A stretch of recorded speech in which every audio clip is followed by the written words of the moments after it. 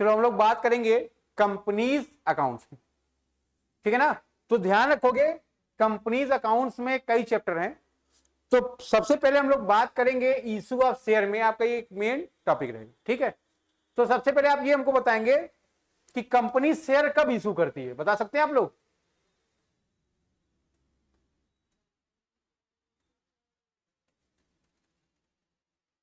बताइए बताइए।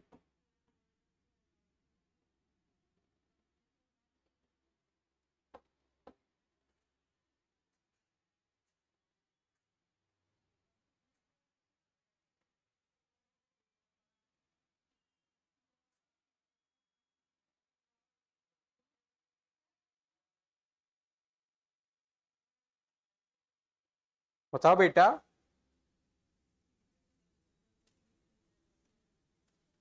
चलो देखो, देखिए यहां पर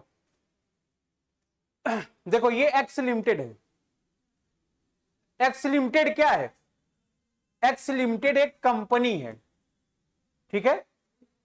अब ध्यान रखो, एक्स लिमिटेड को क्या करना है? रन एंड डेवलप करना है। कोई कंपनी है, उसको चलाना है, उसको डेवलप करना है, तो उसके लिए क्या चाहिए? रिक्वायरमेंट है किसकी?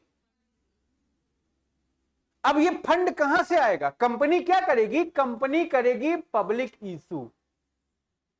कंपनी क्या करेगी? कंपनी करेगी public issue. What is mean by public issue?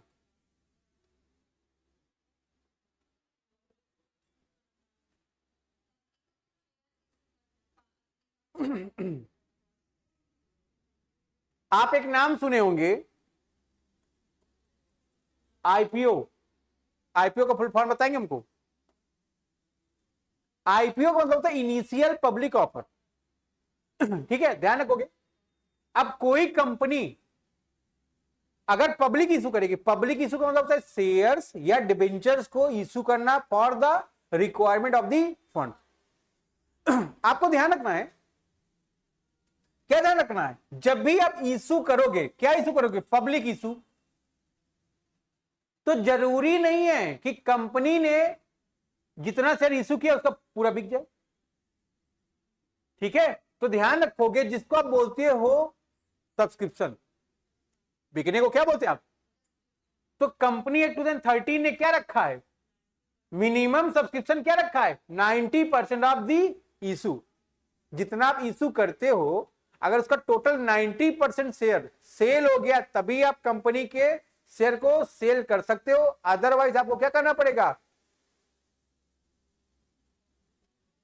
आपको अपने पूरे अमाउंट, पूरे शेयर को वापस रीबैक करना पड़ेगा। अब कंपनी नहीं आई मार्केट में, कंपनी की इतनी गुडविल तो होती नहीं कि उसके 90% शेयर क्या हो जाए? सेल हो जाए। ऐसे केस में क्या होता है? कंपनी एक पर्सन को अपॉइंट करती है जो क्या करता है? इस बात की गारंटी लेता है कि वो कंपनी के शेयर को सेल करेगा। क्या करेगा? कंपनी के शेयर को सेल करेगा। ऐसे केस में क्या होता है? उस पर्सन का नाम होता है underwriter. Underwriter is the person who gives the guarantee to the company for the sale of share, कि हम आपके शेयर को बिकवाएंगे, है ना। बदले में क्या लेगा? वो कमीशन लेगा, ठीक है। इसको ध्यान रखोगे। तो ध्यान रखोगे पब्लिक इशू के लिए यहां से भी आपका एमसीक्यू पूछ सकता है, चाहे बीकॉम हो चाहे एमकॉम, कोई भी काम हो, कोई भी टीचिंग, कोई भी एंट्रेंस हो, यहां से हर बार क्वेश्चन पूछा है। ऐसा पर्सन जो गारंटी लेता है शेयर को सेल करवाने की, उसका नाम क्या है? इस पूरे प्रोसेस को क्या नाम दिया जाता है? Underwriting of the share या underwriting of the securities. Share को सेल करवाने की गारंटी क्या बोलते हो? Underwriting of the shares और डिबेंचर्स और सिक्योरिटीज। जो अंडर राइटर केवल शेयर ही तो सेल नहीं कराएगा ना, डिबेंचर या कोई भी सिक्योरिटी सेल करवा सकता है, ठीक है। तो ध्यान रखोगे फॉर दिस पर्पज, इस पर्पज को कंप्लीट करने के लिए क्या करते हो आप? इशू करते हो प्रोस्पेक्टर्स। आप क्या इशू करते हैं? आप इशू करते हैं प्रोस्पेक्टर्स। प्रोस्पेक्टर क्या होता है? इसमें इंफॉर्मेशन दी गई होती है किससे related? To the public. Underwriting क्या करता है? Give the guarantee for the sale of share on the behalf of the commission. Commission का रेट क्या होगा? ये कौन बताया है? सेबी बताइए। सेबी ने क्या कर दिया है, मैक्सिमम कमीशन का रेट निर्धारित कर दिया, डिटरमाइन कर दिया। अदरवाइज क्या करेंगे ये लोग, आपदा में अवसर खोजेंगे।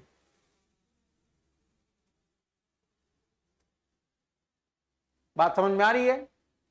इन सब प्रोसेस को कंप्लीट करते हुए आपके पब्लिक के पास शेयर आते हैं। आपको पता है, अगर आपको पब्लिक सब्सक्रिप्शन करना है या पब्लिक इश्यू में पार्टिसिपेट करना है तो आपको एक डीमैट अकाउंट ओपन करना पड़ेगा। आपसे यहां भी एमसीक्यू पूछ सकता है, चाहे वो टीजीटी पीसी किसी भी इंटेंस का बच्चा हो या बीकॉम एमकॉम 11 12 कहीं से भी, क्या पूछ सकता है उससे, आप सिक्योरिटीज का ट्रांजेक्शन किस अकाउंट के थ्रू करते हो? तो आपका आंसर होना चाहिए डीमैट अकाउंट के थ्रू। शेयर आप कैसे परचेज करते हो, किस फॉर्म में परचेज करते हो? इलेक्ट्रॉनिक फॉर्म में परचेज करते हो। मैन्युअली का कॉन्सेप्ट पहले हुआ करता था, मैन्युअली का कोई कॉन्सेप्ट नहीं रहा। बात समझ में आ रहा है आपके? यहां तक कोई समस्या बताइए। ठीक है, तो ये रहा हमारा, ध्यान रखोगे इसमें। ठीक है, ये आपका इंट्रो है कि कंपनी को रन और डेवलप करने के पर्पज से, है ना, या चलाने के पर्पज से, ठीक है, ध्यान रखोगे आप क्या करते हो, पब्लिक इश्यू करते हो। ठीक है, एक टर्म है आपका incorporation of company. What do you mean by incorporation of company? Company को बनाने से आप क्या समझते हैं, बता सकते हैं आप?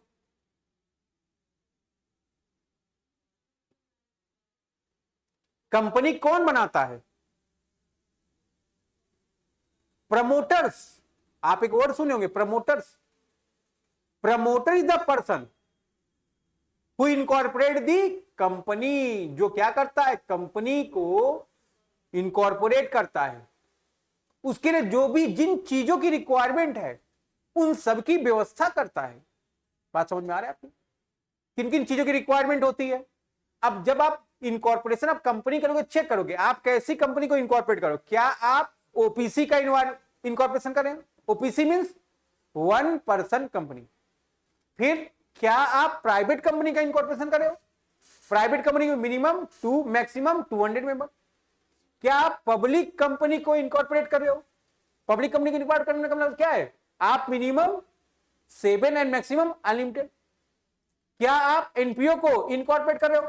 तो इस तरह से आपको देखना है, जिस तरह की कंपनी को आप इनकॉर्पोरेट करोगे उस तरह के कंपनी के लिए आपको लीगल रिक्वायरमेंट को फुलफिल करना पड़ेगा। अब यहां मेरी बात स्टार्ट हो रही है, ध्यान रखना है। कंपनीज अकाउंट में इश्यू ऑफ शेयर आप कर रहे हो, ठीक है, तो कंपनी का कंट्रोल मैनेजमेंट कौन करेगा? द कंपनीज एक्ट 2013 करेगा। जब कंपनी की आप मीनिंग या डिफिनीशन पढ़ेंगे, मीनिंग पढ़ेंगे तो अकॉर्डिंग टू द एक्ट 2013 इसका डिफिनीशन पढ़ सकते हो, अकॉर्डिंग टू दी वर्ड पढ़ सकते हैं आप बार बार देखेंगे एमसीक्यूज में ये सवाल यहां से आया है। अकॉर्डिंग टू दी वर्ड की जब आप बात करोगे, कंपनी किन दो वर्ड से मिलकर बनाए? Com plus pens. Com means together, pens means piece of the bread. प्राचीन काल में जो कॉन्सेप्ट था हमारा, लोग साथ में बैठ के खाना खाने को कंपनी की संज्ञा दिया करते थे। नाउन की बात जब होती है तो जब साथ में बैठ के लोग खाना खाते थे उसको हम लोग क्या नाम दिए? कंपनी। गांव में देखो लोटा परेड करने लोग शाम को सुबह जाते हैं कंपनी बना बना के। अब तो जब से मोदी गवर्नमेंट आ गई है तब से, है ना, व्यवस्था होने लगी, घर घर शौचालय, ठीक है। नहीं तो गांव में आज भी जहां पर पिछड़े हुए इलाके वहां पर आज इस काम चल रहा है, ठीक है। फिर यहां पर देखोगे आज इसका एक सुधरा हुआ रूप आ गया है। आज प्रेजेंट एरा में क्या कर रहा है, जहां पर लोग साथ में बैठ के काम धंधा स्टार्ट करते उसको चलाने लगे, उसको कंपनी नाम दे दिया। कंपनी 2013 के सेक्शन 220 के अकॉर्डिंग कंपनी का मतलब क्या है? Company means the companies. Company means the companies which is incorporated under this act और एनी प्रीवियस लॉ। कंपनी का मतलब किसी ऐसी कंपनी से है जो प्रीवियस का किसी एक्ट के अकॉर्डिंग, मतलब प्रीवियस में हमारा एक्ट क्या था? कंपनी एक्ट 1956, और करंट का एक्ट क्या है? Company act 2013। जो किसी के अकॉर्डिंग भी कंपनी का इनकॉर्पोरेशन हुआ है उसको आप कंपनी मानोगे, है ना। ऐसा क्यों? क्या पहले के जो कंपनियां स्टैब्लिश हैं उनके ऊपर एक्ट कौन सा अप्लाई था? 1956। लेकिन जैसे 2013 आ गया वो ऑटोमेटिकली उसके ऊपर अप्लाई हो गया। तो ऐसा तो है नहीं कि जो पहले कंपनी स्टैब्लिश हो गई है 2013 के पहले उनको आप कंपनी नहीं मानोगे, इसीलिए ये डिफिनीशन बन के आई। लेकिन यहां से भी आपका मतलब क्लियर नहीं हो पाया, कंपनी का मतलब क्या है? यहां से भी आपका मतलब क्लियर नहीं हो पाया। तो हम लोग तीसरी मीनिंग पढ़ते हैं जो किसके बेस पर है, फीचर्स के बेस पर। देखेंगे यहां पर ऑन द बेसिस, आप फीचर्स के बेस पर जब पढ़ते हो तो 5 बातें यहां पर ध्यान रखते हो। A company is artificial judicial person. Artificial judicial person क्यों है ये? आर्टिफिशियल का मतलब होता है मैनमेड, जुडिशियल का मतलब जिसको कौन बनाता है, लॉ, और पर्सन का मतलब क्या है, जो इंडिविजुअल के तरह आप काउंट करते हो। बात समझ में आ रहा है आपका? ध्यान रखोगे, have a separate legal entity. आपको पता है जब हम लोगों ने पार्टनरशिप फंड पढ़ा तो वहां पर लाइबिलिटी क्या थी आपकी, अनलिमिटेड थी। अनलिमिटेड लाइबिलिटी का मतलब क्या है, आपका सेपरेट लीगल एंटिटी के कॉन्सेप्ट को फुलफिल नहीं करता है। आपसे एमसीक्यू में पूछ सकता है क्या पार्टनरशिप सेपरेट लीगल एंटिटी के कॉन्सेप्ट को फॉलो करता है? आपका आंसर क्या होगा, नो। आपका आंसर क्या होगा, कंपनीज एक्ट 2013 या कंपनीज क्या करती है, सेपरेट लीगल एंटिटी के कॉन्सेप्ट को फॉलो करती है। क्या एनपीओ सेपरेट लीगल एंटिटी के कॉन्सेप्ट को फॉलो करता है? हाँ करता है, बात ध्यान से सुनिएगा, ठीक है। विद परपेचुअल सक्सेशन का मतलब क्या है, जिसकी लाइफ क्या है, अनलिमिटेड है। कंपनी किसके अकॉर्डिंग बनाई जाती है, अकॉर्डिंग टू लॉ। तो कंपनी का खात्मा भी कैसे होगा, अकॉर्डिंग टू लॉ होगा। इस बात को आपको ध्यान रखना रहेगा, ठीक है। किसी के द्वारा कंपनी एक्ट को खत्म नहीं किया जा सकता। फिर हिज शेयर वर फ्रीली ट्रांसफरेबल, एक ऐसी कहा था कॉन्सेप्ट जहां बोला गया कि अगर आप अणु बम परमाणु बम भी मारोगे तो कंपनी को खत्म नहीं कर सकते हो, क्योंकि कंपनी का एस्टेब्लिशमेंट जो हुआ है वो अकॉर्डिंग टू लॉ हुआ है, और खत्म भी कैसे होगा, according to with shares were freely transferable. Partnership firm में कोई भी पार्टनर अपने शेयर को ट्रांसफर नहीं कर सकता था without the consent of all the partner, आप उसमें कर ही नहीं सकते हो। लेकिन कंपनीज में अगर आपका मन नहीं है शेयर रखने का, आप क्या करेंगे, अपने शेयर किसी को भी बेच सकते हो, है ना। यहां पर किसी भी तरह का रिस्ट्रिक्शन नहीं। विथ लिमिटेड लाइबिलिटीज, कंपनी की लाइबिलिटी कितनी है, लिमिटेड है। जितने रुपए के आपने शेयर परचेज किए हैं उतने रुपए की होती है। लेकिन अब मान लो तुमने 1 लाख के शेयर परचेज किए हैं और इसमें से 50,000 पे कर रखे हैं, तो बैलेंस कितने का है, 50,000 का है। तो हमारी लाइबिलिटी कितने की होगी, 50। ठीक है। एंड कॉमन सील का मतलब क्या होता है,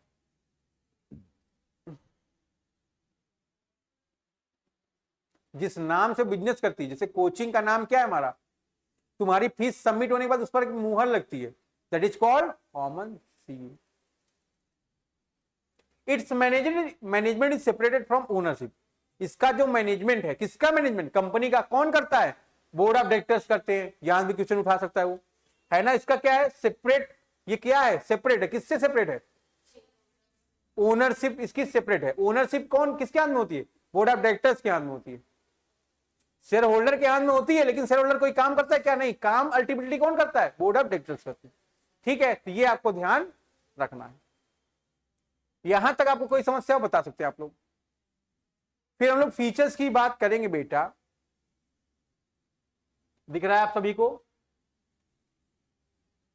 कंपनी कैसी होनी चाहिए, तो कंपनी होनी चाहिए हमेशा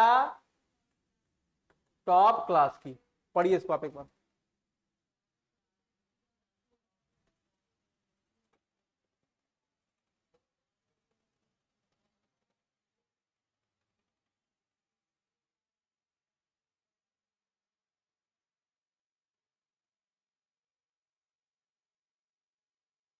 T means transferability of share, ऐसे शेयर जिनको आप क्या कर सकते हो, फ्रीली ट्रांसफरेबल कर सकते हो। O for ownership is separated from its management, जिसकी ओनरशिप क्या है, उसके मैनेजमेंट से, अभी मैंने पढ़ा है ना, ओनरशिप शेयर होल्डर के पास है, बट काम नाम कौन करेगा, बोर्ड ऑफ डायरेक्टर्स करेंगे। पी फॉर परपेचुअल सक्सेशन या अनलिमिटेड लाइफ की बात होती है।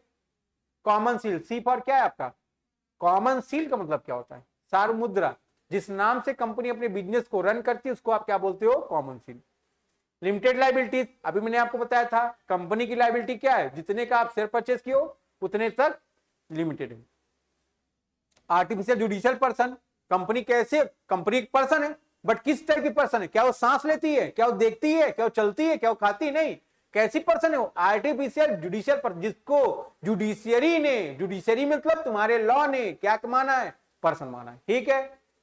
फिर सेपरेट प्रॉपर्टी, मतलब आपकी प्रॉपर्टी अलग है और शेयर होल्डर की प्रॉपर्टी अलग है। ठीक है।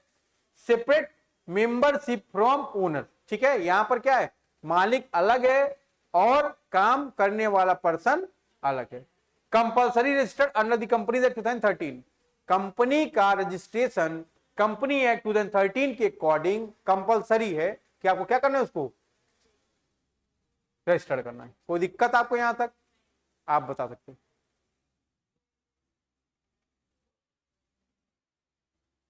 ये डायग्राम क्लियर हो गया है सबको? कोई समस्या नहीं इसमें? इसके बाद मैं करूंगा क्लासिफिकेशन ऑफ कंपनी की बात करूंगा। वैसे तो जब मैं आपसे बात करूंगा क्लासिफिकेशन ऑफ कंपनी की, तो कंपनियां कई तरह की होती हैं। ठीक है ना? अब मैं तुमसे इस पर ब्रीफली बात करता हूं। ठीक है। इस पे मैं तुमसे ब्रीफली बात करता हूं। ठीक है। तो इसके लिए क्या करना पड़ेगा? हमको एक अलग लेक्चर लेना पड़ेगा, बहुत ज्यादा ब्रीफ है।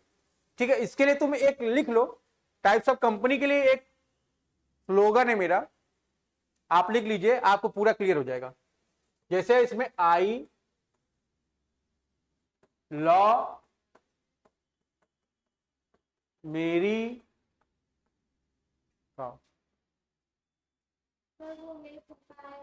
एक मिनट बेटा, एक minute. I means on the basis of incorporation, incorporation के बेस पर। ला मीन्स लाइबिलिटी के बेस पर। मेरी मीन्स मेंबरशिप के बेस पर। एंड सी मीन्स कैरेक्टरिस्टिक्स के बेस पर। ओ का मतलब ऑब्जेक्ट के बेस पर, है ना? एक ओ का मतलब ओनरशिप के बेस पर। एंड डब्ल्यू मीन्स वर्किंग के बेस पर। आप लिख लीजिए इसको, सब लोग लिख लीजिए। I means on the basis of incorporation, है ना? इनकॉर्पोरेशन के आधार पर, on the basis of incorporation. फिर law means, law means liability, on the basis of liabilities. And मेरी means on the basis of membership. And पहले C का मतलब on the basis of characteristics. O means on the basis of object. And O means on the basis of ownership. एक O का मतलब object, एक O का मतलब ownership. And W means on the basis of working. ठीक है। तो ये सारी बातें हम लोग क्या करेंगे? अपने अगले क्लास में करेंगे। ठीक है। यहां तक सब बच्चे नोट कर लें, फिर हम लोग बात करते हैं।